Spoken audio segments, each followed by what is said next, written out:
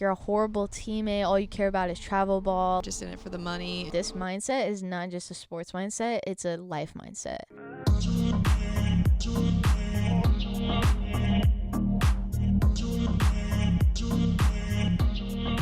Hey. Welcome back.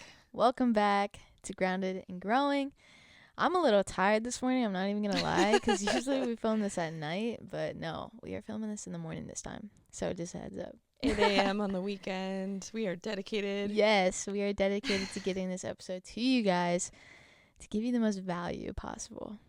Yes, this one's gonna be good. It's not about any like personal relationships or anything like that. It's more focused on helping people perform, and it's about confidence and performance. Yeah, that's my specialty. I know. This is right up your alley, but it also shifts, and it does apply to business and work too. And we're going to tell you all about that. Absolutely. Because, I mean, in a way, like I think the best athletes are also the best entrepreneurs, which is why you see a lot of athletes use pro athletes use all their money to go invest in businesses and stuff, because the mindset that you have as an athlete directly reflects into like business and the workplace, and it's all the same, just peak performance in general. That is awesome. Yeah. I wonder, do you know offhand any athletes, like can you name anyone that has a business that you know of? I really don't, so I'm not as big into the like following other athletes. Yeah, I mean, pretty much all of them have some sort of business. I'll shout out someone local actually. Ooh. That was in the NFL for a little bit. Jalen Smith. I think he went to Bishop Luers, and then he went to Notre Dame and was super good there. Got injured, like he is such a sad story, honestly, but anyways, he like went to Notre Dame, and it was like the last game, and it was a game that was like optional if you wanted to play in or not, and a lot of seniors usually don't because they're gonna go to the NFL draft, but he wanted to, and he was really good, like he was the top prospect. Oh no. And then he tore his ACL and some other stuff in his knee, and some people get nerve damage, like I hope I did not get this, but he got a bunch of nerve damage, so like something you can't really change. So he got drafted by the Cowboys still, and it just never like fully, he was never like the Jalen Smith again in the NFL. Oh man. So yeah, but it's funny where I go to physical therapy, he trains there, so I see him a lot. That's awesome. Yeah. I don't know. I don't think he's like retired yet. I think he still stays in shape and like is a free agent just in case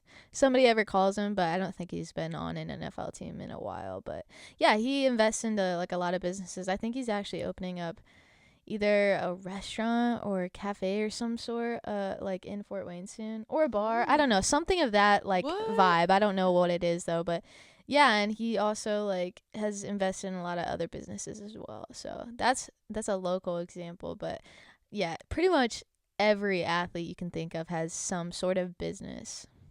And that's something too where you may never know, because I have a good friend that's an investor, and it's like all these silent investors are involved all the time, and it's things that you don't know until you know, like there's 10 other people that have their money tied into something, and they stay anonymous for a reason. Like they don't want the publicity, they don't want to deal with it. They're just like, here's my money, return it in 5 years tripled. That's all they want to do, but they want to put it somewhere that means something to them, like the city they're from or whatever, which is so cool. Yeah, it's cool. I love it. We could talk about investing another episode. Yeah, that'd be cool. That would be like something up your alley. Oh my gosh, we should have Sarah on as a guest for that. She was on Bigger Pockets. It's okay. You don't know.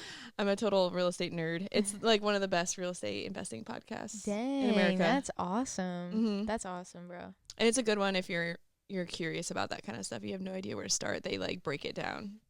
Dang, that's awesome. Anyhow, I keep doing that. On to real estate. So, okay, go ahead. Well, I just thought of something. How many of the like entrepreneurs do you know around here that were like athletes in high school or college, or cuz like for me, like everyone I know was an athlete at some point. I should start asking that, because that's a good question. Well, I know Brad Knoll was. Yeah. And his daughter got recruited, I think, for swimming or basketball or something. I think basketball. Yeah. He's like breeding athletes over there. But he's also a realtor and owns a brokerage, has a podcast, super inspiring person. He's a big figure here in Fort Wayne. I'm trying to think of who else was an athlete. I was a cheerleader. I mean, hey. Let me think. My old team leader, he played basketball in college. I know that. And then he started the brokerage. Yeah. I don't know who else. I'm sure a lot of them did, because that, like, we're going to talk about this too, but it's such a good foundation being involved in sports or something that requires dedication, hard work, confidence, and working on that for yourself to perform better. And that team culture, like everything. Yes. It's literally everything you would do as an athlete and in sports. It just directly reflects into business so well. Yep. Yeah. And running a business or being a manager or even just being a good team player on your team. Like, you learn all that. You can learn all that in your high school sports or your college sports, and just absolutely transition into work life, adult life. But yeah, before we get too far into that, we're going to ask a few questions, and that'll kind of spitball into explaining how that all works. Yeah. All right, ready? Yeah.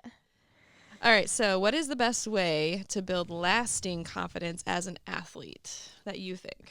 Oh, man. I feel like there's so many tools you can use, all that stuff. But I'd say, like, I'll just say from my personal experience how I did it. I mean, growing up, I feel like I've said this story so many times, but I gotta say it. Anyways, I grew up, like, always being an athlete. Like, elementary school, played every sport you could imagine. And then middle school, like, you know, every time I went into, like, the new, like, I guess, sector of life, it was, like, a sport or two went away because it was, like, you got more focused. So elementary, yeah, I kind of did everything. And then middle school, it was, like, basketball, which I didn't even play that in elementary school. I sucked at basketball. Anyways, basketball, football, track, and softball. And then when I got into high school, it was only softball. And so during that time, yeah, I've always been an athlete, and I've always just had, I feel like, some natural athletic ability. And so that obviously, like, gives you confidence at a young age, like that elementary, early middle school age.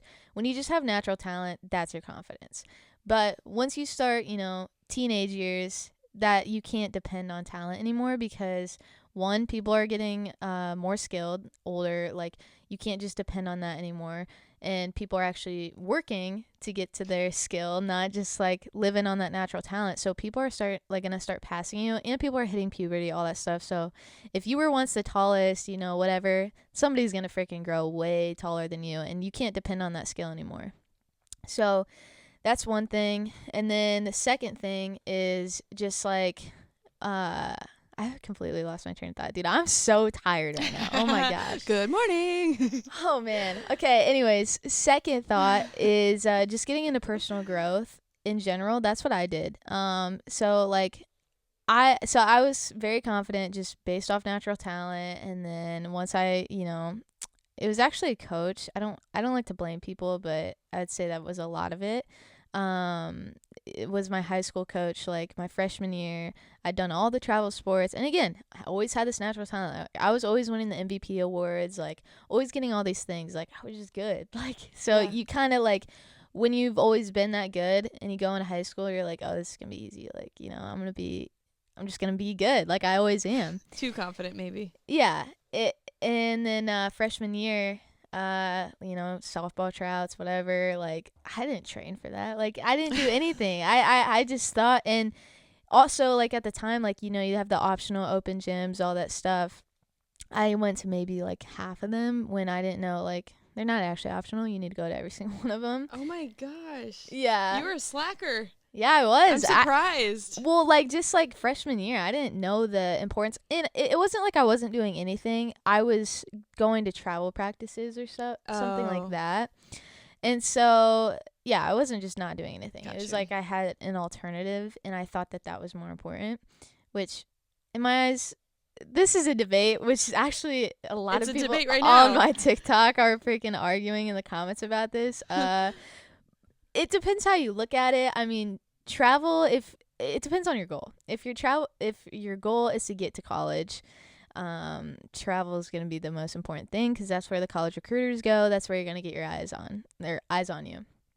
High school is still really important though. That's the big money. That's like the state championship, like all that stuff. So it just depends, I guess, on your goals. But yeah, at the time I thought travel was more important. Like I'll be honest. So I prioritized that. If there was a practice for travel for an actual season we were in, based off a high school optional practice, why would I go to a high school optional practice? Right. I don't know. Anyways, my coach didn't like that. No, they want you. And yeah, we did not get off on the right foot. He brought people in one on one after tryouts and like told you if you're on JV or varsity, and he's like, I obviously thought I was gonna be on varsity, right? And he's like, no, you're on JV. Like, and he was just, it was the fact that the way it was delivered to was horrible. He was being very rude and mean, and like never had even actually like connected with me.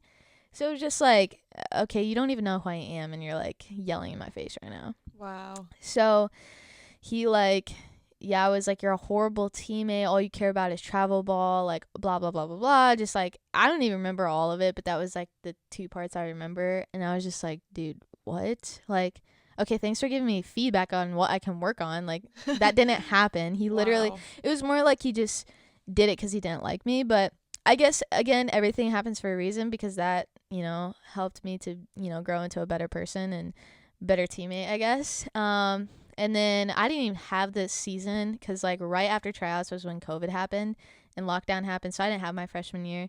So I guess that's a blessing because I didn't have to play on JV. So I guess I never technically was on JV. So oh my gosh. Because we didn't even have practice. We'd never had a practice. Like, it literally was right after tryouts, like, COVID happened. So wow, I didn't even think of how that affected high schoolers. yeah, so I technically never was on JV. I was always on varsity. But anyways, then my sophomore year, same thing happened. Said, no, like, you're on JV, whatever. But then the first day of practice, I went to go practice with JV, and I was just kind of like, why am I in here right now? Like, I should not be on JV, like, all this stuff. And so the JV was practicing in the gym, and varsity was practicing outside on the field. And before practice started, he had called, like, the JV coach to say, like, send Delaney out here, and another girl. And so we went out there, and I was just like, this is my time to show, like, I don't deserve to be on JV. I need to be here and be in a starting spot. So it was a blessing, because I think that why that happened was one of the varsity girls that was a starter was like on vacation or something. So like needed people. And I was just like, dude, like, never mind. I don't want people, if they're watching this, that were former teammates. I'm not going to say anything. Yeah. But yeah. Anyways. I just felt like I deserved a starting spot. I'll just leave it at that. There's a lot of politics in high school sports. Yeah. And so they separated the outfielders with the infielders, and I was an outfielder. So, I went to the outfield, and I was just like, again, I don't want to say anything, but I just felt like I deserve a starting spot in this outfield on varsity. So went out there, and I just showed my skill, and the outfield coach was like, he was like so impressed. He was like, why are you on JV? Like, he was like, what? I'm going to talk to, like, the head coach, like, after practice, because you deserve to be out here. And I was like, thank you. Like, so he went and he talked to the head coach, and he talked to me, and he was like, okay, well, it sounds like, like he was really impressed. Have you back out here tomorrow, and we'll see how it goes. So it was just from that point on, I felt like I had something to prove. I don't even remember what your question was. I'm just on a tangent right now. But anyways, yeah, just I felt like I had something to prove. And then ever since then, I feel like it was like, always working for. I guess I understood the value of putting in hard work and doing your best every time you're out on the field. Because, I mean, in middle school and obviously my freshman year, I didn't see the value in that. It's kind of, I was just going through the motions, like, oh, I've always been good. I'm going to always be good. And so, but then that kind of like made me realize, like, no, dude, you gotta always put in the work, always strive to be better, and always put all your effort on the field. Don't be this 50%, like, no, always be 100%. And that 100% will be different every day, but as long as you do your best and like actually do your best, like, dude, like, everything, leave it all out there, bro. That was me. I don't know. So I don't even remember what your question was. How did you build lasting confidence? Okay, so then this is where it happens. So, yes, I had a starting spot on varsity, all that stuff. But that was only in the field because they did put me in the batting lineup. I was the last batter. Um, and then it got to a point where I was just not performing. And again, this was another thing. I don't want to blame my coach. I'm not blaming him. I still take responsibility, but it did play a part. Was telling me that like my swing sucked, everything was wrong, which makes no sense because in travel I was the leadoff batter and had like a above 300 batting average. So I was like, that doesn't make sense. But at the time, he's the coach, you got to listen. So I was like, whatever. So I was trying to change all these things. He was like pointing out little things, completely messed up my swing, completely messed up just my train of thought and who I was as a hitter. I was just like, I'm so lost now. I don't even know. Oh my gosh. Yeah. So it got to a point where I couldn't hit for myself. So I would still start in the field, but I'd have to have somebody hit for me. And, yeah, sophomore year was interesting. And then junior year, I was like, okay, like, I need to get better, keep working hard. But I didn't know the mental side yet. So I was doing it all physically. I was like eating better, working out, like actually training physically. But my batting average actually went down. And I was like, what is going on? Like, I felt stuck. I was like, again, still starting in the field, everything. It was just like hitting was just not making sense for me. And it just didn't make sense because, like, in the summer and in the winter seasons of travel ball, again, leadoff batter, like, super good. And I was like, what is going on? And I just couldn't understand the difference. And then it was senior year, going into my senior year. It was actually it was the summer going into my senior year. I just got into personal growth in general. I wasn't even trying to understand the mental side of the game. It was just something that, like, I was just trying to make myself a better person in general and just get into personal growth and, like, success stuff, I guess. I don't know how to explain it. Like, self-help, all that stuff. I started getting into that, and that naturally affected my sports performance. And I think I don't necessarily suggest that to people if, like somebody commented on my TikTok videos, like, what do I do for a 12-year-old? 12-year-old is not going to understand that, and you have so much time still. So for that, focus on the mental game. And I think that could enhance you as a person. Whereas mine was, like, the opposite. Like, I enhanced myself as a person, was just, just adding habits in my life, like reading, journaling. Those were, like, my top two. Like, I was doing that every day. And just by doing that was, like, a byproduct of my success as a senior. And I was doing visualization before every game and stuff, so that helped a lot too. But that's what helped me personally, was just getting into personal growth, doing visualization, reading, journaling, things like that, and just growing my awareness. And that helped me to play more freely, and everything shifted then. Like, if you look at my stats, I had like a 260 batting average my junior year, and then had like a 409 my senior year, and won like Silver Slugger on my team, like the award. Is that good? Yeah, I don't know. It's like if you had a batting great. average like above 400, you got like an award. So you doubled it. Yeah, it was crazy. So that was a really long answer. I'm so sorry. No, that was great because you provided the backstory as to like the external like factors too, and we can even touch on like as a coach helping build a coach or a trainer or a leader or a manager, helping how you affect your teammates or your people that you're leading, and how you can either hurt their confidence, like that scenario, or help their confidence, which it's unfortunate that you had to do it on your own. Those leaders are supposed to be there to help guide you to that. But it's amazing that you still did it on your own. Like, that's Absolutely great. Thankfully, senior year, I had a different coach. So that's kind of cool too. Like, I'm going to take responsibility on this one, not to be selfish, but I did do a lot of research and did a lot of work on myself. So I'm not going to give all credit to the coach, but that did help a lot. The culture, who's leading the team, and having that different coach. Like, when he came in the first time and introduced himself, I'm like, this is the guy. Like, this is my guy. I wish I had him all my years, but everything happens for a reason. I probably wouldn't be who I am today. I was going to say, you wouldn't have done the work yourself. Yeah, exactly. So I could just tell right off the bat. I was like, this guy does personal growth in his own life, because you can tell that. Like, you can tell when people are into that stuff and like do work on their own. I was like, this guy does that. I was like, I know he's reading like those personal growth books. I know he is. I can just tell. And so right off the bat, I felt that energy, and I'm like, I love that there's gonna be somebody that's like-minded like me. And then also, he also was a travel coach as well, so he understood that realm, and it was just like he understood ball better than this old school, like, coach. So Yeah, it's a big thing, like, and that's why also on that TikTok video, a coach actually commented and was like, how can I help my girls with this, like, because I'm a high school coach, and I was Wow. like, I made a video and I was like telling him, like, first thing is, like, the best advice I can give you is you do the techniques and the tips, like the personal growth in your own life, and I promise, like, they will see that, and you have a, I'm not going to say every single one of them are going to start doing it automatically, but, like, you have a way better chance that they're going to follow you Mhm. because you're actually being a leader and adding these things into your own life, and they're going to follow that Yep. and start to be curious when they see the change in your life and stuff like that. So I was like, that's the best advice I can give you. Second is just talk about the mental game, because most coaches don't. They don't even bring it up. Like, it's just not even a thing. So it's like, it's still in the early stages. Like, more people are talking about it, but it's still in the early stages. Like, still so many teams don't.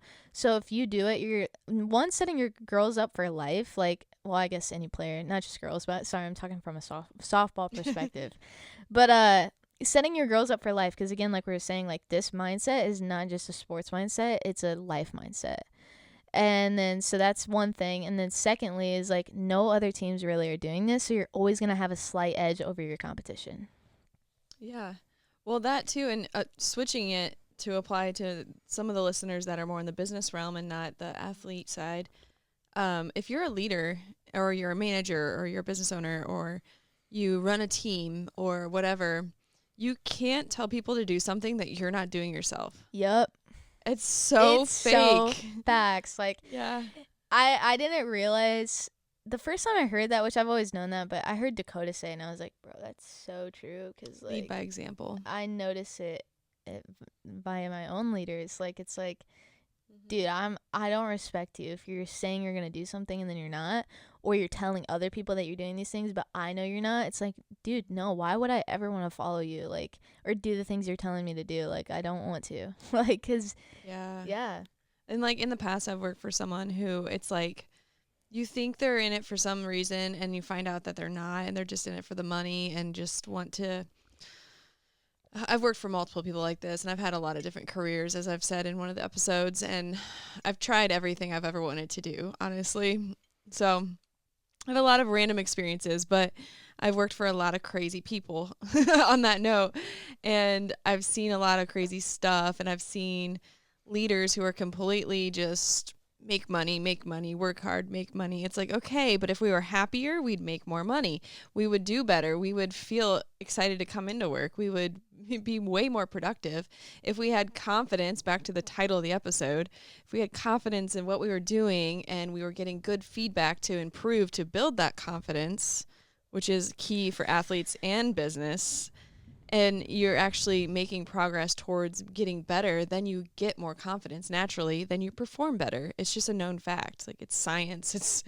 It's known everywhere. And being a leader is so important because you have to make sure you're doing those things with your personal life.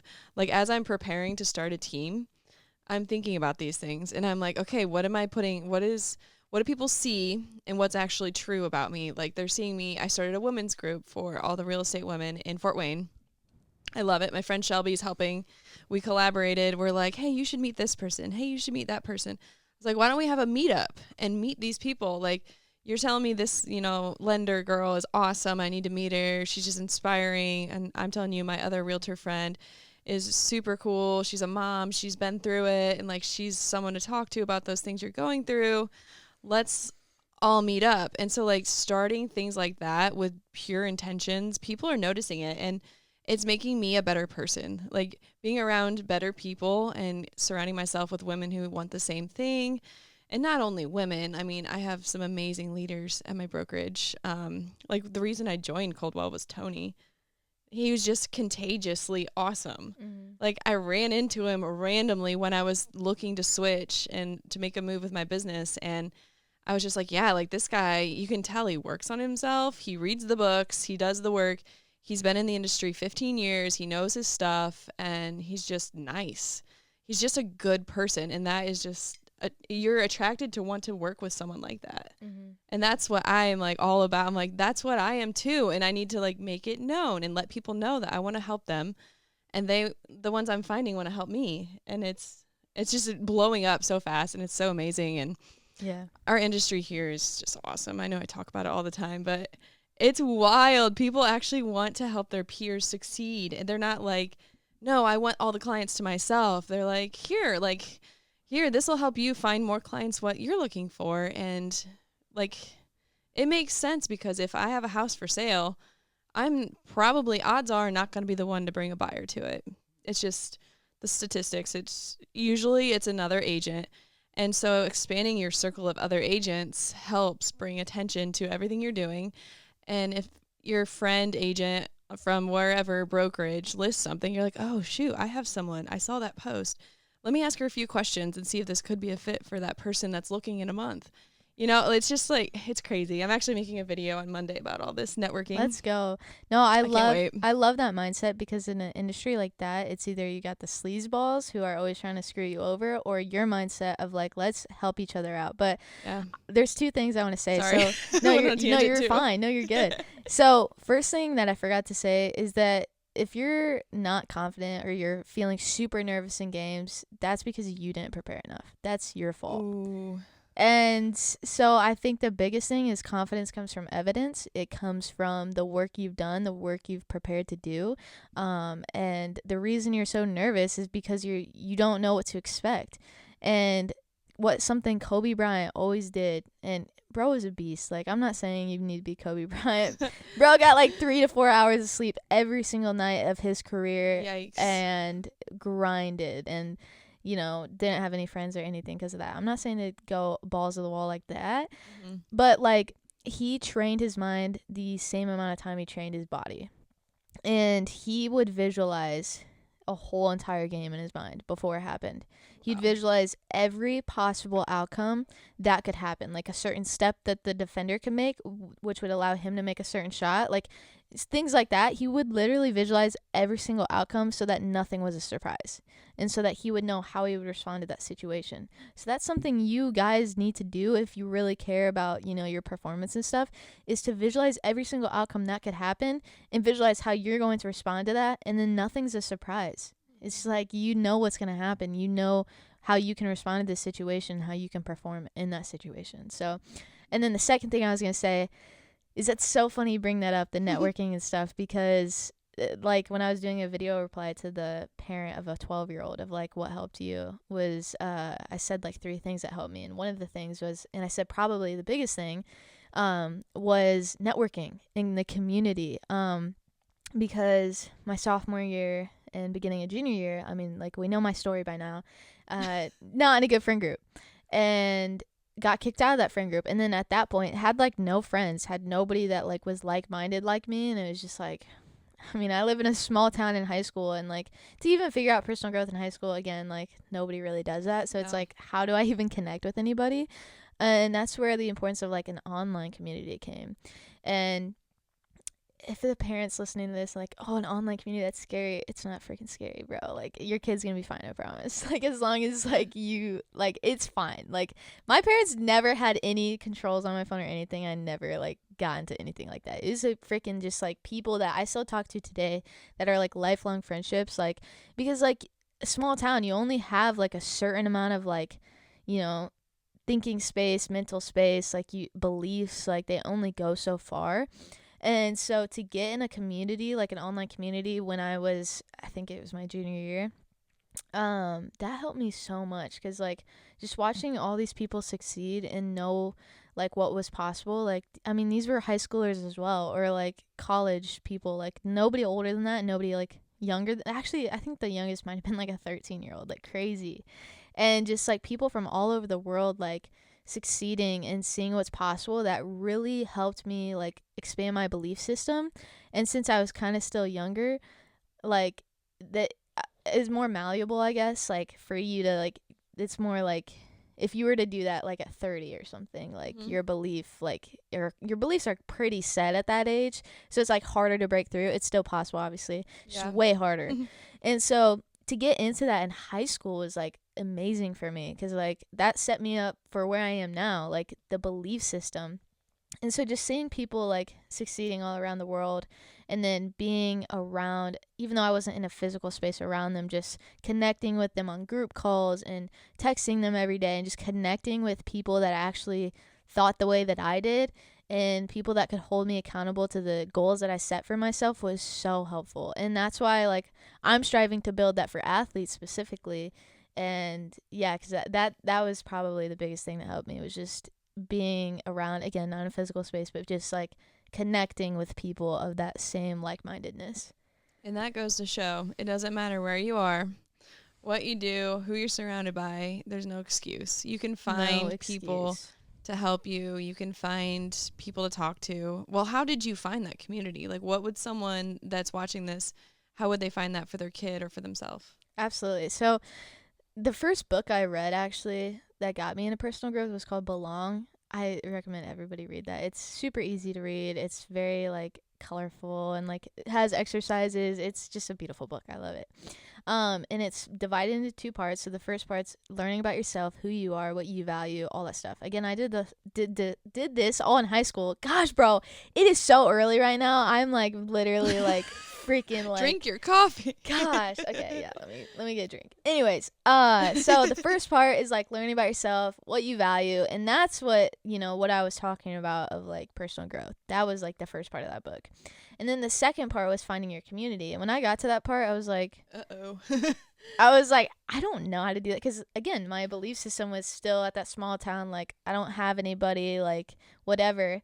And then just naturally, I think it was like a few weeks later, because I was stumped. I stopped. Like I didn't do the exercises because I was just like, I don't know. Like I don't know where I'm supposed to find a community around me that like believes in this stuff, especially at my age. I don't know.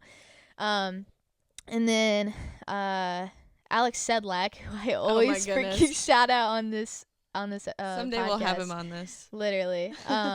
He had something called Create Your Reality. So it was like a course plus a community. And I know courses get a bad name, but I promise, like, they're not scams if you get the right ones. Anyways, he had a course in a community, and so I bought that.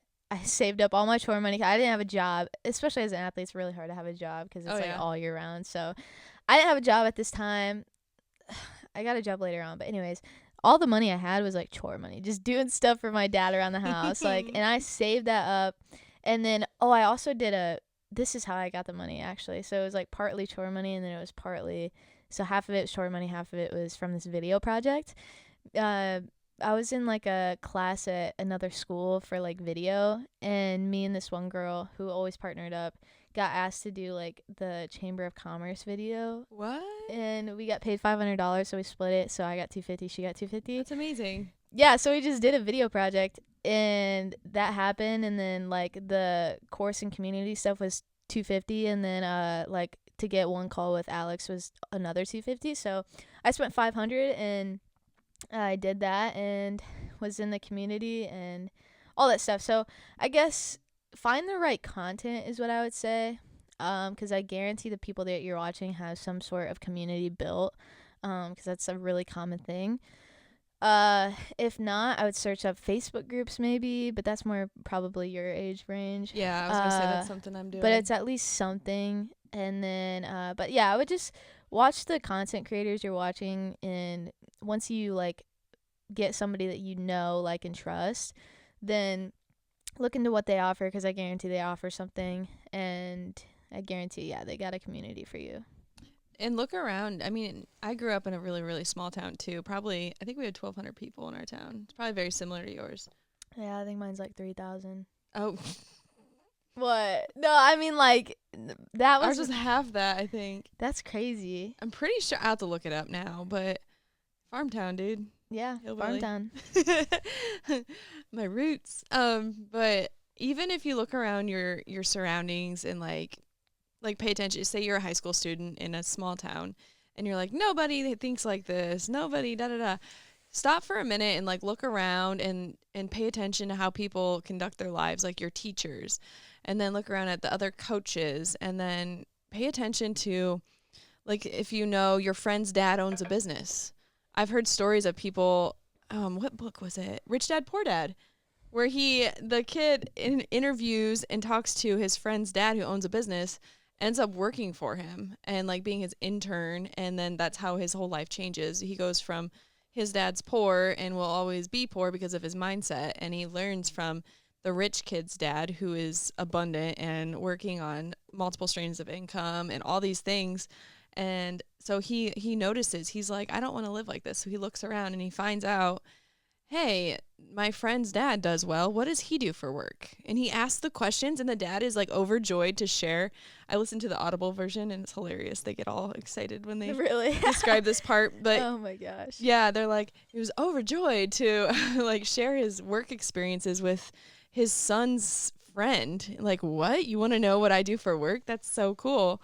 And so people that are like in business, like I would love it if someone younger would ask me, how'd you get there? Like, how'd you become a real estate agent doing XYZ and starting groups? And like people like us and people that are super successful love to share how they got there because they're not greedy. They're the kind, some are, but they're the ones that are actually truly happy and successful are more than happy to share how they got there because they want to help others, and their mindset is like that. And if you get that reaction from someone, say your local grocery store owner, and you start talking to them and they're excited to share their story, lean into that and go with that, and maybe work underneath them. And then you get little tidbits and ask questions. Like, don't be scared to ask questions. Like, I worked at Subway in high school in a gas station, and I ask questions all the time. And I look back, I'm like, yeah, I was actually curious about business and I had no idea.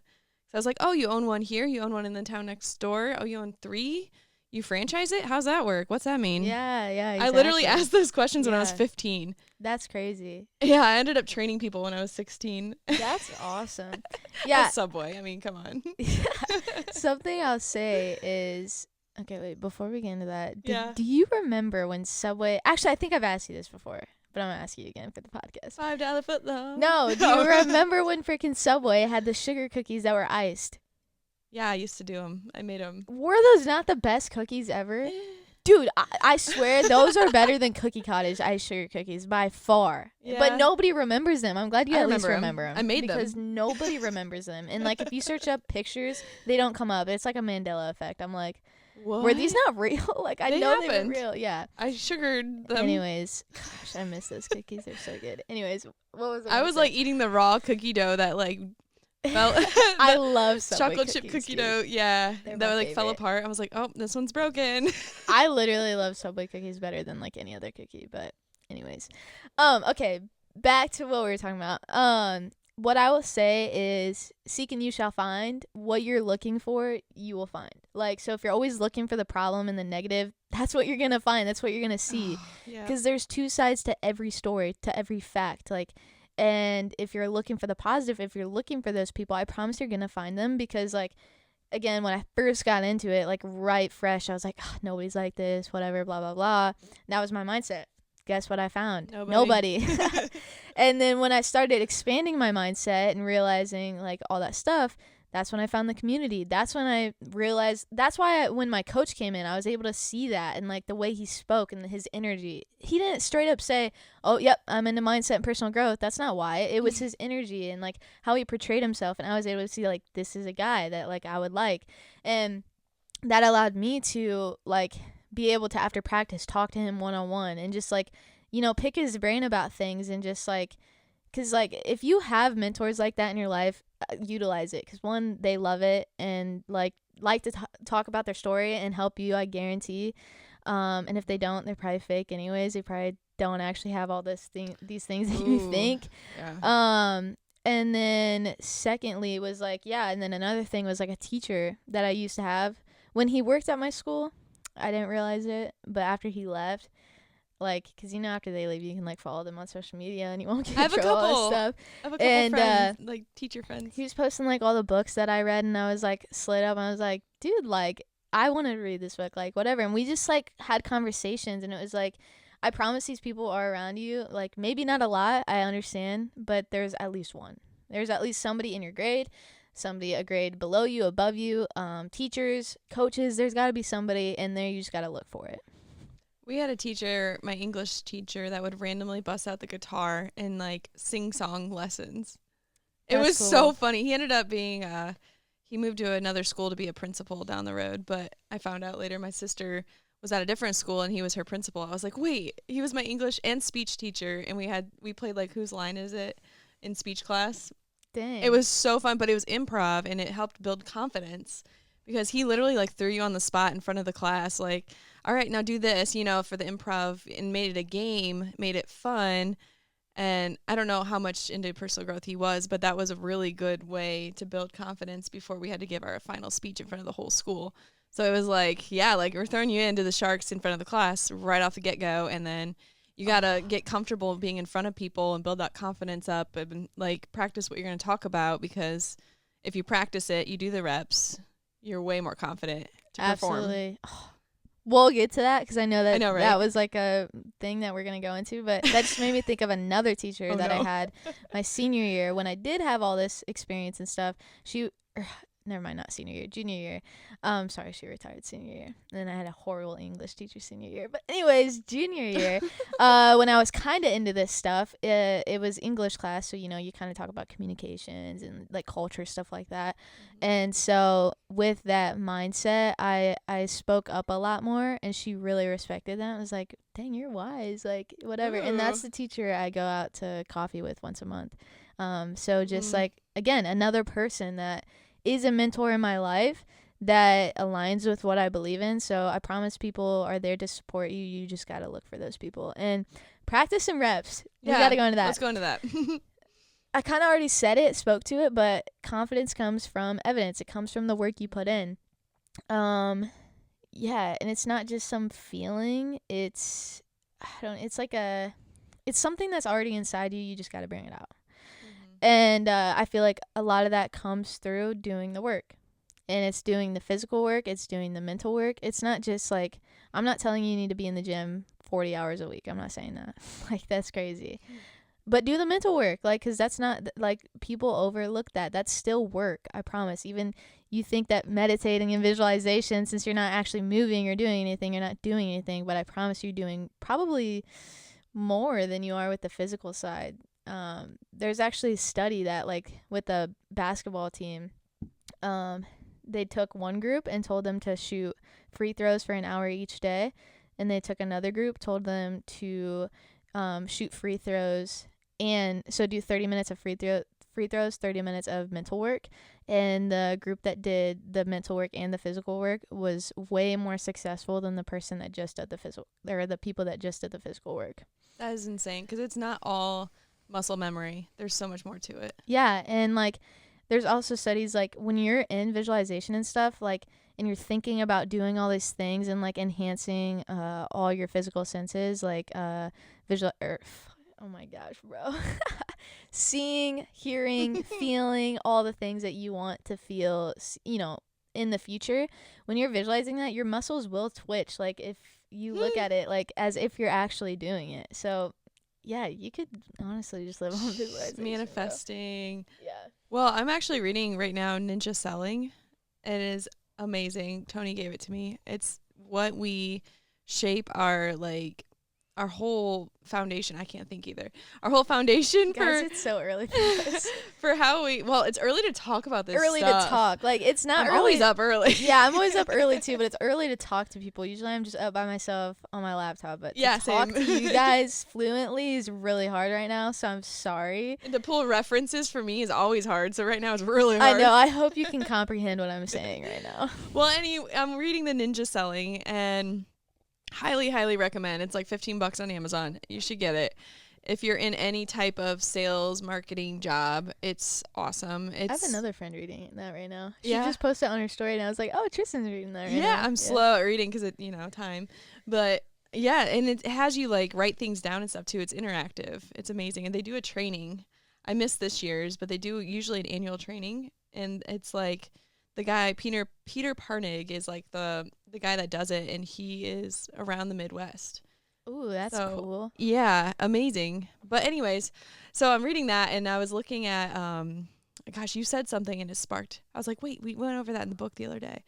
It was, oh my goodness, about gosh, it was about like doing the reps and stuff, and like how, the mindset thing, where if you visualize something, so if you have negative thoughts and you're constantly letting the negative creep in, it eventually becomes your reality. And it says it in the book, it backs it with science. It has a scientist quoted in the book, and it just goes deep into that. Like if you put out like, I am going to sell 6 million in real estate this year. Like I love selling so many homes and making so many people happy, and putting that as your affirmations instead of saying I want to, I would like to. Because then it's like, no, like you have to make it a reality for you. Like, this is what I'm going to do. And I'm happy about that. And then just repeating that over and over again, it puts yourself in that you're going to do it. You're going to make it happen. You can trick your subconscious into making it your reality is what they do. They talk about the brain and how it works. It's crazy. I know you love this, so go ahead. Yeah. Can I tell you why you don't want to say I want to or whatever?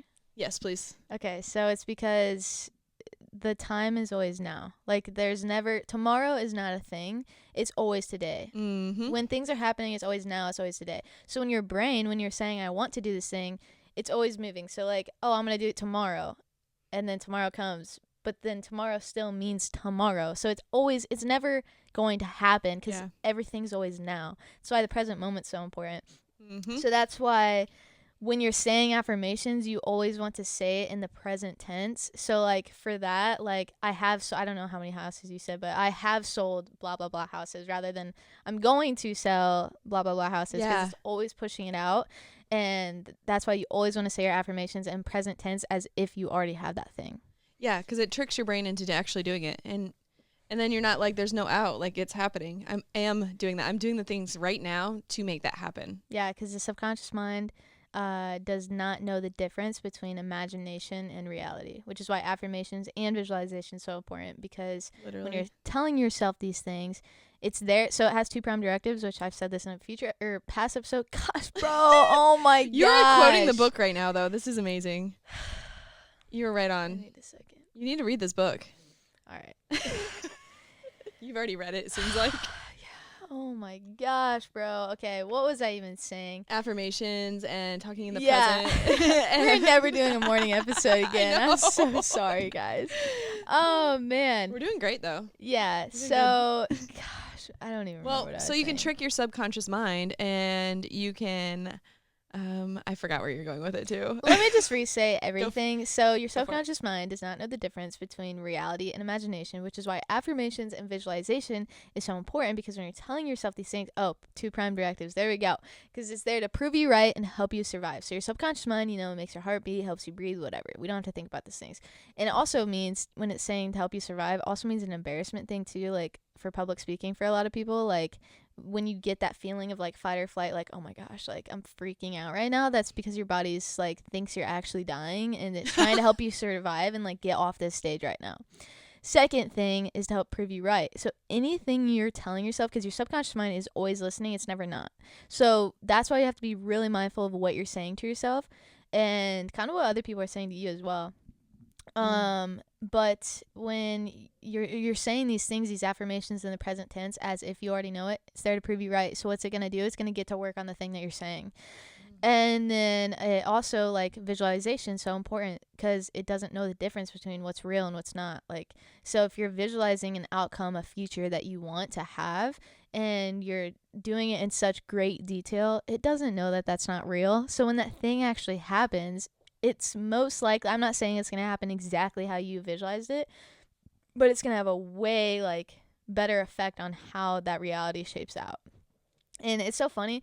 Visualization can work in a negative way too, because I remember my sophomore year when I got my first varsity start, I was so nervous, bro. And like, I don't know if anybody knows softball that's listening to this, but like in the outfield, like I had always played center field or left field. I'd never played right field. And they put me in right field, and I didn't know that there's a huge wind difference in right field, that like the ball will come forward because just how the wind usually is and like how it pulls. I didn't know that, so I tracked it completely wrong because I wasn't used to it. And I completely and I was visualizing a negative outcome. I literally, before they hit the ball, I visualized, and I didn't do it on purpose. It was just, nerves and not knowing how to control my mind yet. I visualized myself dropping the ball if it got hit to me. Crazy enough, next freaking pitch, it got hit to me and I dropped the ball. I literally was freaking out and it freaking hit my mitt and came out. And I visualized that exact thing happening. And guess what happened? It freaking happened. Crazy. That's so freaky. Yeah, it's there to prove you right. So that's true. why it's just, you got to be so mindful of what you're inputting into your mind. That and the law of attraction, that's what I was going to mention earlier. Like you said, if you're looking for negative things, you're going to find negative things. If you buy a red car, you start to see red cars. It's your reticular activating system, your yes. RAS. Thank goodness you remembered that, because I was trying to remember what it was called. Yeah. But it triggers something where you recognize those things. So if you're looking for good, or you're looking for good people, or you're looking for your community and you're trying to find people that are like you, or you're trying to make friends and make connections, once you put out the good and you start actually attracting it, and it just naturally comes to you. That's happened to me. It's amazing. Now I have all these awesome friends, and mostly business related, because that's where I am. That's where I spend my time. And that's another point too. If you're trying to make friends that help you get somewhere, find friends that are either almost where you're going or on their way, or are already where you want to be. Mm-hmm. And it's huge. I think too, once you get to a point of you're always growing, and there's always going to be people that are better than you and always people that are worse than you. But once you get to a point where you're you have a strong foundation in who you are and you're not easily influenced, I guess, that's when you want to start picking people up too that are willing to get to where you want to go. So yes, in high school, when you're first doing that, that's going to be really hard for you to do. But once you do get a stable foundation, bring up your friends with you too that actually want to grow, because I know there's going to be a lot of pushback and people that, think you're weird or that it's all taboo, whatever. But the people that do want to grow with you, bring them up with you, teach them your ways. And that's the 1/3 friends rule. It's a third of your friends should be people that you want to bring up with you. A third of your friends should be on the same level as you. And a third of your friends should, be higher up on you. That's amazing. I love that. Yeah. And it's also if you share your story too, people naturally gravitate towards you for help. I've had this happen. I have a really good friend going through things that I went through 2 years ago. And I'm listen, I know. Yeah. She's saying the stuff literally exactly how I felt at the time when I went through the exact same stuff. I mean, nothing's exactly the same, but very similar situation. And I'm I know you're feeling that, but think about this, because this is where you're going to be in a month or two once you work on this and focus on you and focus on your family and your business, and don't worry about the external stuff. What just happened, it's a breakup. It's literally exactly what I went through mentally when I was thinking the same things. What am I going to do? How do I do this, that? And I'm just focus. You got this. I promise it gets so much better. Right now you're freaking out, but it's man, and I'm finally at a point where I feel I can actually help someone like that, because I'm finally at that. Yeah. I'm past it. I'm doing good. I'm I did all that mental work. I did all the things, the therapy, the stuff. And now to be up in this spot where I can help someone who's struggling where I was, and I was struggling to find someone to help me. I pretty much had to help myself. I had a few friends, but not many.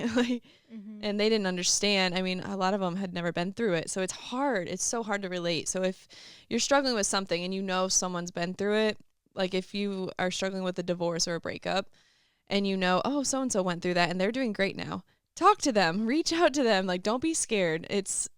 I'm more than happy to help, because I wish I had more help when I was there. Yeah. Do not be scared to ask for help and ask questions. People are willing to help you. You just got to ask. Seriously. Yeah. Back to the business owners and stuff. They just want to help other people succeed. They want to see you grow. And that's the good people you want to be around and keep in your life. Literally, seek and you shall find, and ask and you shall receive are both in the Bible. So that's Jesus talking, not just us. So gosh, no. Take that. Yeah. It's so true. It is so true. And yeah, I just, there's so many things we could go to. We got to one of our questions. Yeah, only one question. I spiraled into a whole episode. I mean, we kind of covered everything, but we wanted to go and touch on, what was the one thing we said? We'll talk about that later. confidence and performance. So, which route do you want to take it? Do you want to talk about our experiences, or do you want to give? I feel like I said a lot about myself, Yeah, and true, I true. feel very selfish right now. So. Goodness, no. Um. Okay, let's switch to the workplace. Okay. How can you build? Because everyone pretty much has a job, or is a parent, or has some sort of like responsibility role.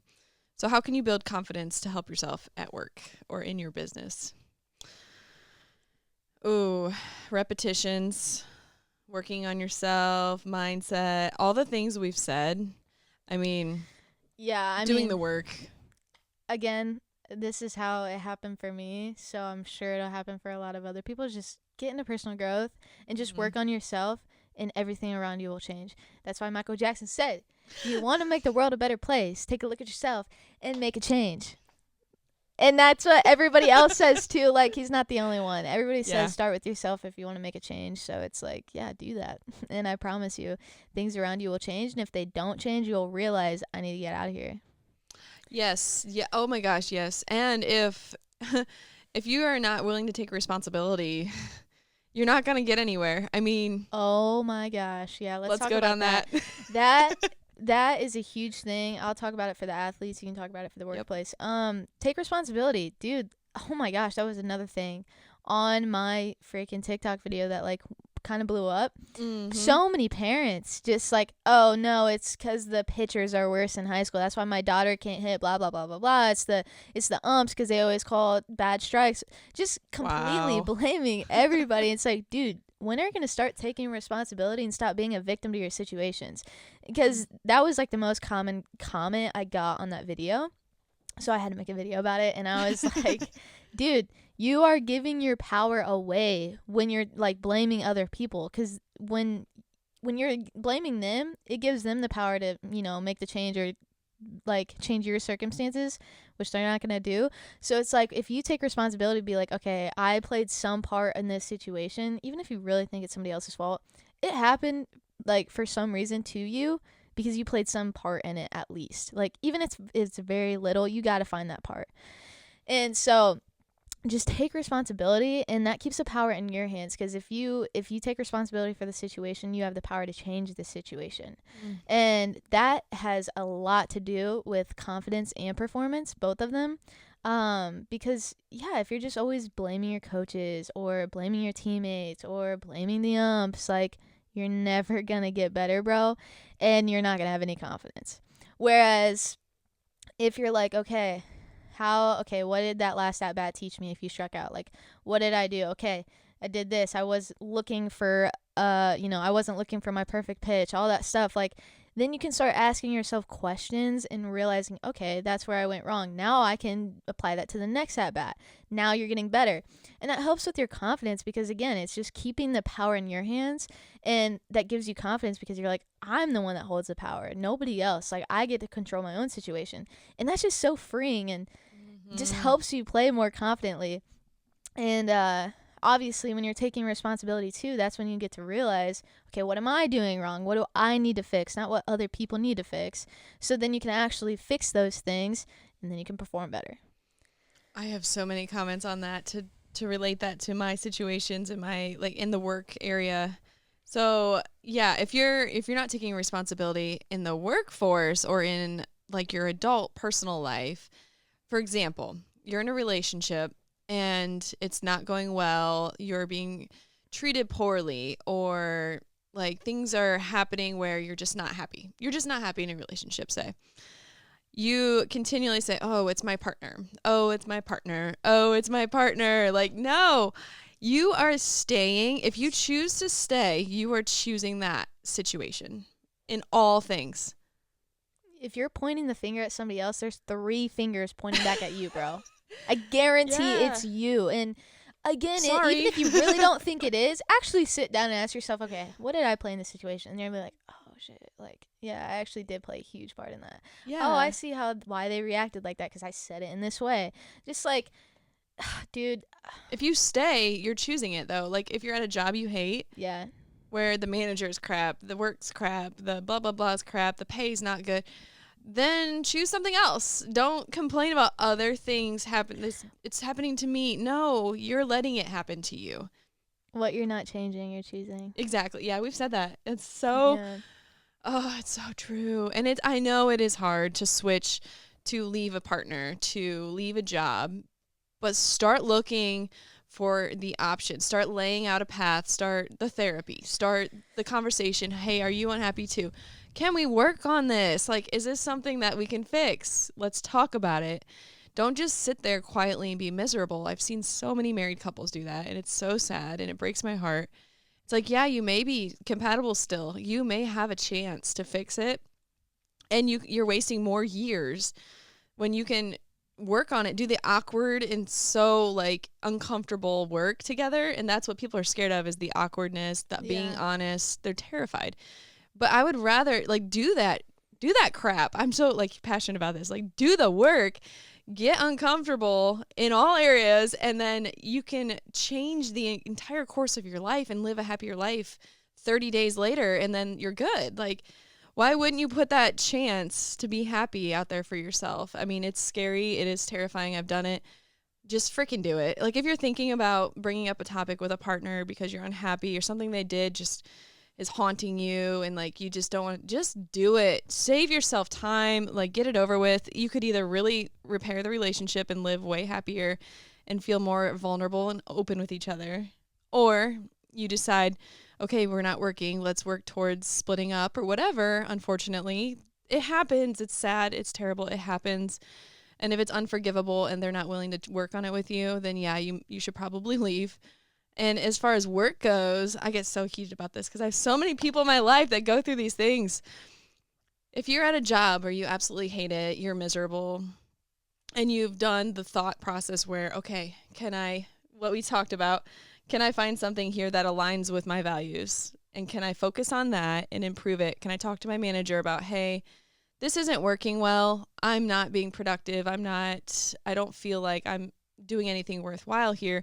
What can we do to fix it? Maybe you're eligible for a different position. Maybe you're better fit somewhere else in that company. And you don't know that until you ask. And then if you ask and find out, oh my gosh, maybe the marketing department is not my cup of tea. Maybe I need to be in accounting where I can sit with my headphones in and not talk to anybody and just run numbers.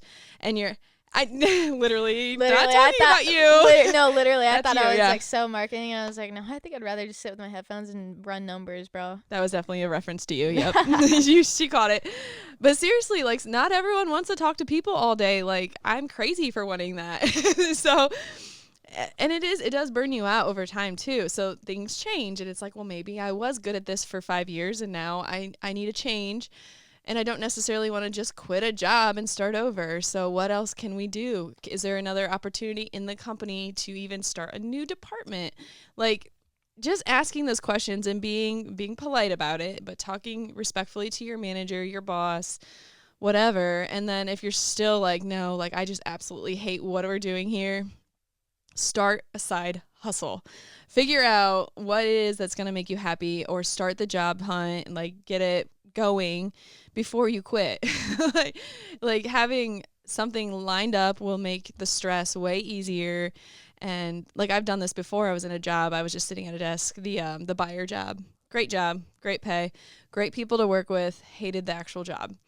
And it was like, okay, you could transfer to marketing department, but there's no openings. And it's not the kind of marketing you would think. It's like catalog marketing. Yeah, nothing. Yeah, no. And I was like, but I talked to my boss about those options. I like asked him, I was like, hey, I really don't like sitting behind 3 monitors all day crunching numbers. Like, that's what I was doing, like pricing and stuff. And I was like, I just feel like this isn't me, and I'm starting to look for other jobs. Like, is there anything in the company? And he's like, well, marketing seems like more your thing, but there's no openings for a while until someone retires. Like, we don't have. And so I like honestly told him, I was like, okay, well, I'm applying to another job. And so we had that conversation, and I actually ended up being a personal training manager. Very hands-on, very not sitting behind a desk. I switched it completely. I loved that job. It was just terrible hours. Yeah. So over time, it like wore me down because I worked 8 to 8, and I had like a little break in the day because I had to be there when any client was being trained for liability and like to oversee the trainers. Yeah. Yeah, easier just to be a trainer. But yeah, for real. anyways, yeah. So I asked the questions and I made the switch and like I tried something different. And had I not asked that and just stayed at that job, I mean, I would be miserable today. Yeah. To touch on, and I know this is kind of getting off topic, but who cares? To touch on both the relationally and work, I mean, I experienced this like a few months ago with my relationship. Was I was so focused on, oh, she's not doing this, like literally so focused on her, and then it was like, oh, wait, it was me. It was me the whole time. Like, and then ever since I realized that, switched that, no issues, like just great. I mean, accountability, man. Yeah, it's just like you've got to take responsibility. And so before you make any like crazy rash decisions like, oh, I'm gonna leave this job, I'm gonna leave this relationship because it's not what I like, take a look at yourself first and see if it's something you're doing, because I don't know the percentage, but I guarantee a lot of it is you. And so once you realize that, have a conversation about that. And if there's still things that they could work on, because there's always something they could work on too, right, just don't get so externally focused. Like, again, people are more likely to change and follow you if you're actually doing the things you want them to do. So really implement that into your own life, see if they're going to reflect and change. And yeah, so before you make any crazy decisions like that, do that. Unless you're in a toxic relationship, because I know a lot of people my age, I don't know. And my age. I don't know if it's the same like for your age, but bro, like, married. It makes me want to pull my hair out. I'm like, yeah. Why are you with this person? Like, and you complain about it all the time. I'm like, this is the most toxic relationship I've ever seen in my life. Why are you staying in this? So they get married then, in my age, yeah, and they're like, oh, I'm stuck. Dude, no, my age too. If you're proposed right now, like, if you're engaged, I'm gonna go insane. We are never doing a morning episode again. This oh my is gosh, the most, like, off. Yeah. If you're engaged right now at my age, not everybody. There is like one couple I know that's actually really sweet. But anyways, chances are if you're engaged at my age right now, you're probably in a toxic relationship. Whoa. That's a bold claim, but I'm guessing because they like to just tie that up real quick and like, they're very attached. I'm not gonna say all of them. I'm not saying all of them. I was gonna say Lily and Jace, it worked out for them. No, yeah, I'm not saying all of them. There's so couples cute. I know that are engaged right now that are my age that are definitely like they thought about their future and got together. But I'm saying like people that they're just chasing the. Well, I was victim to this. I was just excited to go to the next step of my life that I didn't fully think it through. Yeah. I know that like, now. A lot of toxic relationships at my age, you're just so attached to each other and you think, oh, this is the person I want for the rest of my life. And then it's like, no, dude. Like, yeah, if you're like, I'm nothing without them, then that is a red flag. If you feel like I'm nothing without them, if they broke up with me, I would die. Like, that is a huge red flag. They should build you up to make you better. You should feel like I am whole and I'm joining with this other person to be more whole, like to be whole together. It should never be like I need them to survive. You should be able to survive. Yeah, dude, if you're saying that, goodness sake, please leave. Please work on yourself. Yeah. You obviously don't know yourself. Because that's another thing, too. If you do make those rash decisions, like, yeah, let me leave this long-term relationship I've been in and let me leave this job. And if you don't know yourself, you're just going to feel lost. You're just going to do the same thing over and over again. Yeah, you're just going to keep going in this cycle and you're just going to be like, who am I? Like, because those things were, because you don't have an identity with yourself. So those things were your identity and then now they're gone. And you're like, now you really don't know yourself. And you're just like in this cycle of just nothingness, really. Yeah, and I know someone personally who will take a job just to get a job and then it's not in a great environment. It's not a great pay. It's not ideal. It's not what she actually wants. And I'm like, why did you accept that? And the desperation of like, I need something, anything. Yeah, but in 6 months, you're going to be miserably unhappy and quit and go to the next thing and look for something else. So why don't you take your time, figure out what really matters to you.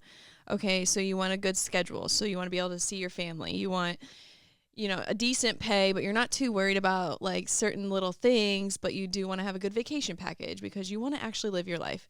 Like focus on that and find something that fits that and the rest will fall into place. Oh. No, you're good. We are way off track. No, you're good. That was really good. I just thought of like personal examples that I would love to point out. Of confidence affecting your performance? Yeah, so I'll say in both a positive way and a negative way. Should I start with the positive or the negative? Start with the negative, get it over with. All right. So this is a big one, and I'm gonna have a my story dropping in probably like a month, so this will definitely be in there because yeah, this was an emotional time. So this just shows you how important confidence is. So yeah, it was my sophomore year. Obviously, we all know from the previous things, I sucked at batting, and I had to have someone hit for me. But there was a game where, like, I think we were up already, so it was like, okay, you can hit, and if you don't hit well, it doesn't really matter. It's not really gonna affect us. So they put me in, and obviously wasn't confident, so that affected my attitude and my behavior. I was obviously more negative and just like on edge and just like tense, like, and stuff like that. And so as I'm going up to bat, my dad's just trying to help me out behind the plate, and he's saying stuff to me. My dad's the nicest guy in the world, bro. Like, never has yelled at me, like, nothing. Wow. Like, super nice guy. And he's just, you know, behind the plate, like, trying to help me out. And I turn around and I tell him to shush because I was like, bro, like, I'm so nervous right now. Stop talking to me. Like, you know, like, I don't need another voice behind me chirping at me. Well, that was not received well. And yeah, like, he left my game. Again, not like him. That man came to every single game ever and all that stuff. And after the game, I saw he wasn't there, and I was like asking my mom. I was like, "Where's my dad?" And she's like, "He went home, and he's like really upset right now." And I'm like, "What happened?" She's like, "Well, like when you like told him to shush or whatever." And like in my mind, I thought I was just like, you know, like doing it politely, but Yeah. it probably wasn't It's because probably aggressive. yeah, and that's how it was received. And I was scared to go home, bro. Like, I went home, and my dad was, you know, on his laptop, and my mom's like, you should probably give him a hug, like, all that stuff. Like, so I went behind him, was going to go give him a hug. He turns around, starts screaming at me, dude. And again, Ooh. this has never happened in my life, so I didn't even know what was going on. I was like, what just happened? And just telling me that I was like, I hate saying this because it's making him look bad, but I promise my dad is not like this. It's because of what I did. Again, He's taking human. responsibility. Yeah. This is what I did. This is how me not having confidence affected like this happening. It was my fault. So call me a bitch, saying like, you don't, like, I'm done providing for you, all these things. Because I mean, I also had a really bad attitude as a teenager. I just Oh my wasn't gosh. even yeah. Woo. And just saying like, yeah, like, I'm done doing all these things for you. I do everything for you, all this stuff, like, blah blah blah. You showed people your true colors tonight, like, all this stuff.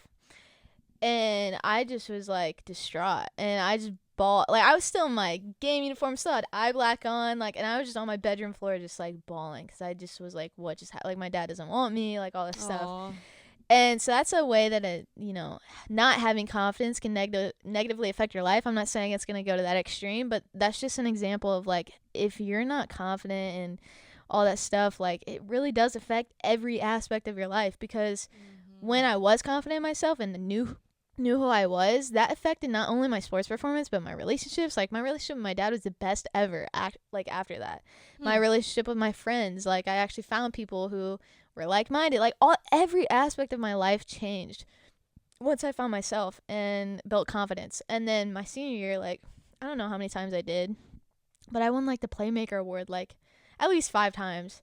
I don't know how many actual times, but I think at least 5 times. So it's just like the difference. And like, I was just like playing more freely. I got second team all conference, and just like, I just felt free, like no tension, because that's really what confidence does to your body. If you're not confident, you tense up and stuff, and that's why you make errors, you make mistakes in games, all that stuff. But when you're like in the zone and you're confident, it's because your body just can flow and it's not tense, and that's why you play so well. It directly reflects your physiology, which is why your mind-body connection, it's connected. It's not something you can just neglect one and focus on one. You gotta put them together. And so, yeah, like, my senior year, got second team all conference, won the Silver Slugger Award, like, all these things. And that also, in a, like, extreme way, like, because of that, I was so confident to make a decision of, like, I don't want to go play college softball. Like, I know what I want because I've done the work, and I've actually planned out my vision, my direction. I know what I want. I know college is not going to get me there. So because I was able to make that decision and not just go with what everybody wanted me to do, that's why I'm sitting here today. Like, it's crazy. Everyone pushes college, and I feel like it's getting better now than 15 years ago when I was in high school. I'm sure it's way better, yeah, but it's still hard, for sure. It was definitely pushed on me. And like, I mean, I did use my degree for a while, but also, I mean, yeah, had I done the deep dive, I would have known I want to run a business. I want to be an entrepreneur. I should do marketing and business. Like, come on. And if anything, I could have just gotten an internship and learned all that. Like I did in my jobs anyways. I didn't study that stuff, and I'm awesome at marketing. I love it. I like eat, sleep, and breathe marketing. So, and it was all learned from jobs that I just randomly got. Like I talked people into hiring me basically. So just crazy. It is crazy. So that was good. You did like your negative and positive examples of confidence. Yeah, because that's all in one story. Yeah. That's your story. Like it was negative and then it turned into a positive thing. Yeah, in both those situations, both were the root cause. I mean, there's always a deeper root, but like for you high schoolers that don't understand like deep root, the surface level thing is confidence. Like, yeah, that's why those things happened. I didn't have confidence. That's why my dad said all those things to me. Again, take responsibility. That was my fault. Because I wouldn't have done that if I was confident. If I was confident, I would have just gone up to the plate, hit, and been like, let's go, and celebrated with him. Mm-hmm. Rather, because I wasn't confident, I had to literally, like, again, so focused on the external. Like, if you're confident, you could just step up there and not even worry what people are saying. Like, another team could be saying stuff to you, but if you're confident, it doesn't matter. So, me not being confident, I literally had to do that, and that's the result of not being confident. Yeah. That's a very good extreme example. Yeah. It's real. It's definitely real. And I'm sure there's people that, because again, my dad's a super nice guy. He's never done anything like that. So for parents that aren't like that, I'm sure people have a lot of examples of that with relationships with their parents. So that I just don't know about. But that's just from my experience. And you may have not even thought that like something that happened in your life like was rooted in confidence in your sport. You probably thought it was just some family situation or something, but that's when you ask yourself the questions and build your awareness and take responsibility and be like, oh shoot, that was because I wasn't confident in this game, and that's how that caused this situation to happen. Like, yeah, it's crazy. And there's a difference between like the cocky confidence that some high schoolers have versus I'm sorry, we're gonna go in like 2 hours if I keep talking about this. But seriously, like it's not confidence when we're talking about it. We don't mean those kids like in my day. They just like swag down the hallway, like they think they're so cool because they are the quarterback or they made varsity as a freshman. It's like cool, but like work on it, get better. Like you said, like you're naturally talented. You're built to be an athlete. Like your genes helped you, whatever, but you also need to learn how to work with a team. You need to learn how to support your team members and all those things too. And that is a whole nother realm of confidence and confidence in your team. Yeah. I mean, that cockiness is all, and if you want to call it confidence, whatever, it's not. It's not. Cockiness and it's ego, and it's based off external things, when the confidence I'm talking about is all internal. It's all the work you've done. It's something that's already inside of you and you've just unleashed it because based off all the work you've done. And so that's true confidence. And confidence, the one I'm talking about too, is just, again, not being an asshole, just being like just being confident in yourself and just having that. You can still have swag, trust me. Like I still had swag, like whatever, but it wasn't a cocky way. It was just like, I know I can show up, and it's like a balance, because you want to have the confidence of like, I can show up and I will beat you, but it's like not in an asshole way. I don't know how to explain it. It's just like that innate like belief in yourself and knowing that you can do it. And it's not putting down anybody else. That's where it's like, I think the difference is like the cockiness is based on external validation. And then also like I feel like those people put each other down or put even their teammates down. And it's like, no, it's not based on that. Like when I was confident my senior year, like I made it a thing for me to like a point to be a leader on my team and make sure I was mentoring the younger girls. Like that was what was important to me. And that's true confidence. And then, I mean, I'm going to shout Sophie out. Hopefully she doesn't mind that I say this, but like for her, like her sophomore year, bro, holy crap, dude, she like broke all the records at her school, like was like probably the best in town. Like she was amazing. Like it was crazy. But after that, she didn't know these things. So she was like, oh, I'm already good. Like I don't need to put any more work in. So she stopped putting work in. She was like on this like travel ball team that was like really good. She didn't go to anything. Like, she didn't even end up playing for that team. But she just had the, like, posture of, like, well, I don't need to put any more work in. Like, Wow, yeah. And Good her enough, junior year, yeah. not even, not even in comparison to her sophomore year. And I remember at the time I saw that because I knew this stuff, but it's kind of hard, especially being in a relationship. They're not there for you to be their coach all the time, They gotta learn on their own a and little so it wasn't something I could necessarily tell her or bring it up because it would have just been, especially, again, she didn't know this stuff, so she would have lashed out, all this stuff, and that's your significant other. And so at the time it was like, yeah. I'm just gonna have to let you learn, like, honestly. So I think after her junior year, she's like, dang, bro, I was so, like, what happened? And then her senior year, I was like, I already had graduated and I've already been in this space a lot, and I was like, dude, let me help you. So There you go. did, like, anchoring with her. She ended up breaking her home run, like, career school record or whatever. Wow. Cool. But yeah, it's crazy. I just love being in this space too, because now my awareness of it, I can see when other people, the way they're speaking to themselves, speaking to other people, the way they're treating other people, just the way they're acting and showing up. That's why I love people watching and just observing. Yes. I'm like, I see that in you. I see how, like, the way I don't even know how to explain it, just body language, everything. Like, I can see how you're not confident right now. Like, it's just crazy. I don't know. Real quick, the Let Them Theory book by Mel Robbins. I haven't read it yet, but she just, like, launched it. It's a bestseller already.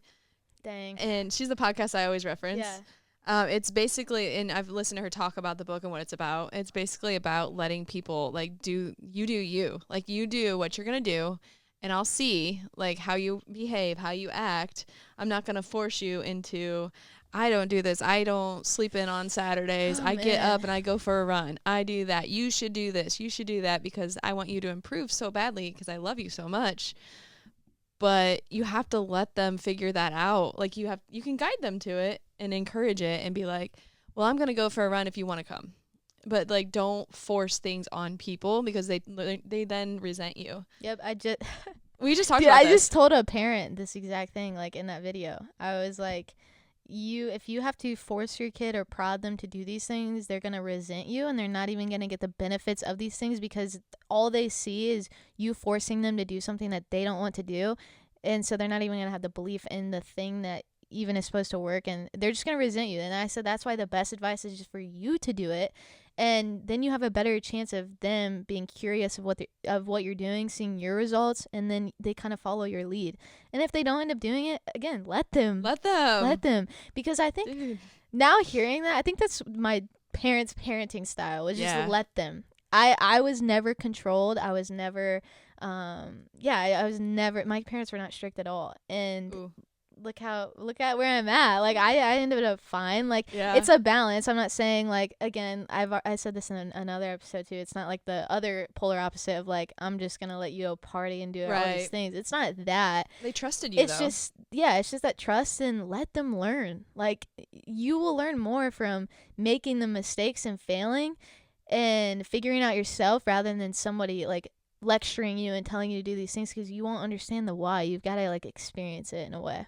And again, to reiterate on that, if you're telling someone, I think you should do this, do that, and you're not doing it completely, that's so fake, so fraudulent, and it's, I mean, hypocritical. But if you're, resent you even more. Exactly. But if you're like, hey, like, I really like trying to encourage a partner to work out, or like to improve things, or like work on themselves to help other things like their work. Like, they're not happy at work, so maybe they need to work on themselves. Like we just talked about forever about all the ways to do that with your workplace. But if you are like, well, this worked for me and I'm doing these things to make sure I'm happy at my job, and you can explain that to them and be the example. Like, I did this. I made sure I made time for exercising. I made sure I made time for mindset. I journaled. I read the books. I listened to good podcasts that are inspiring.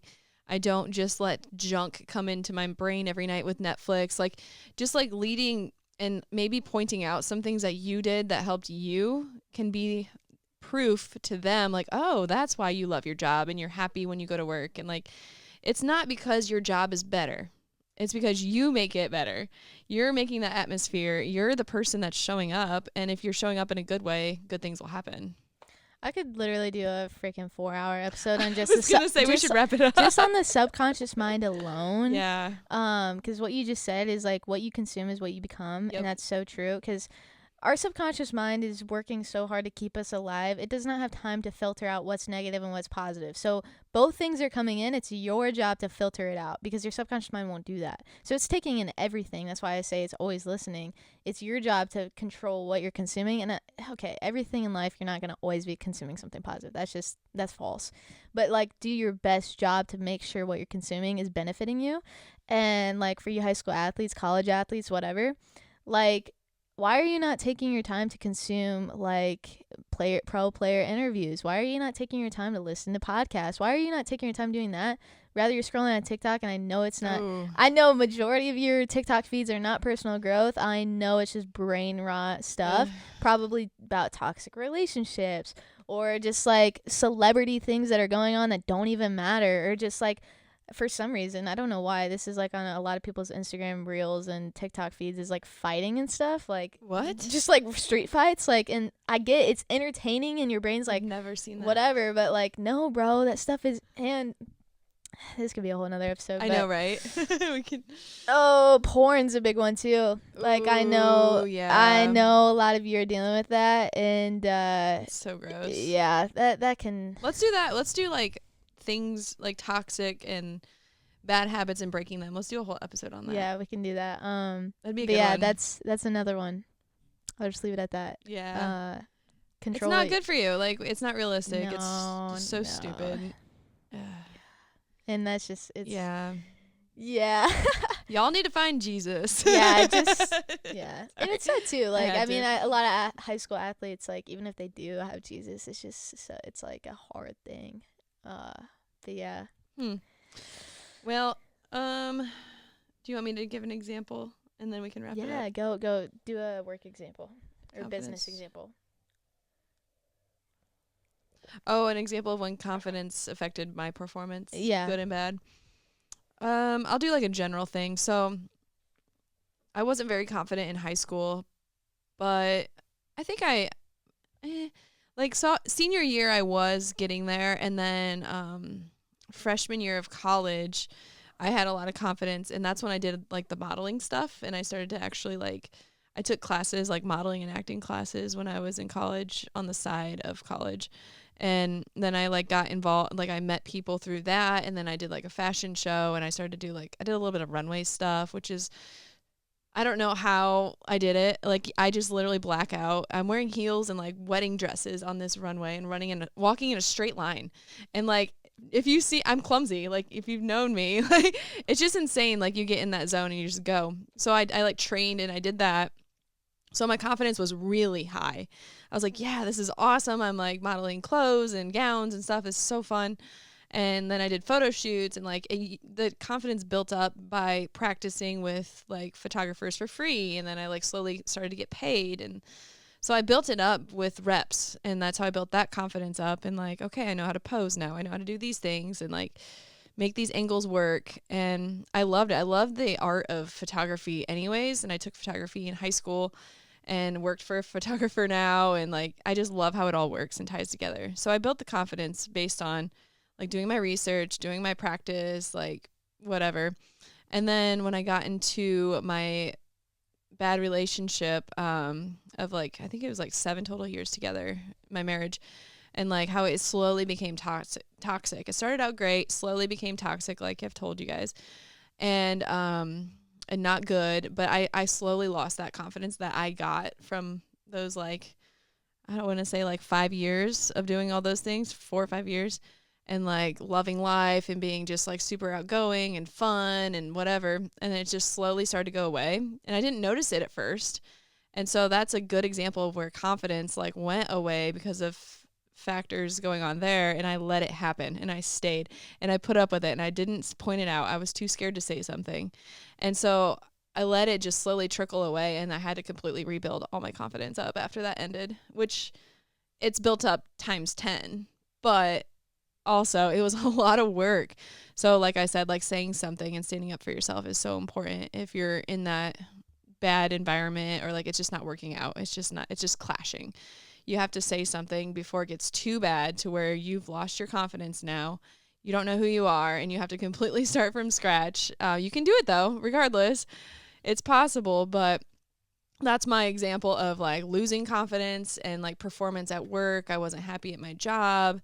I like lost friendships during that whole time of my life, which I had to like rebuild a couple of them. And it's just, yeah, when you're isolating from friends and it's just hard to rebuild that because you ruined it pretty much. But if it's worth saving, it'll be saved.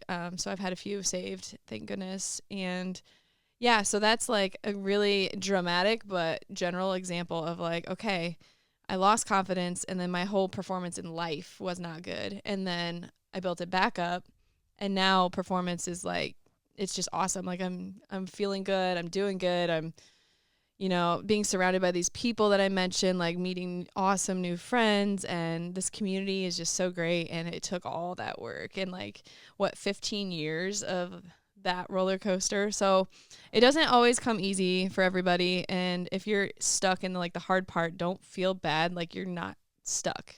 If you feel like you're stuck, you're not. You can get back out. You can dig yourself out of the hole.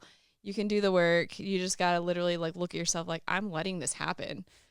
Yeah, I mean, in the sports realm, especially like baseball, softball, and they're like, "Oh, I'm in a slump. I'm in a hitter slump right now." It's like, no, that's not a thing. That's just an excuse, actually. It is an excuse because nothing changed. Your bat didn't change. The pitcher didn't change. The umps didn't change. Your coach didn't change. What changed? Your confidence and what you're allowing in your life. That's the only thing that changed. Like nothing else changed. The game is still the game. The game doesn't change. So it's you, and it's just like. Okay, then that's when you gotta, because it's never constant. You're always growing and you're always changing. So it's just auditing yourself every once in a while and being like, all right, so maybe do a daily or weekly thing. That's why journaling was such a huge thing for me, is because you get to audit yourself. Like, okay, how did I show up today? What did I consume today that affected my behavior? It's the quality of the questions you ask yourself. And how do you feel? Based on what you did, how do you feel the next day or that night or whatever? It's checking in with yourself. I love that. And with your relationship, that's huge. We've talked about that. Yeah. Dang. But good that stuff was today. A great episode. We could go on this forever, but yeah. Comment down below. We still have not gotten any comments. We really want your ideas. If you have an episode suggestion or questions, we'd love to hear those. So please comment them down below. And if you stay till the end, you're a real one. And as always, stay grounded and keep growing.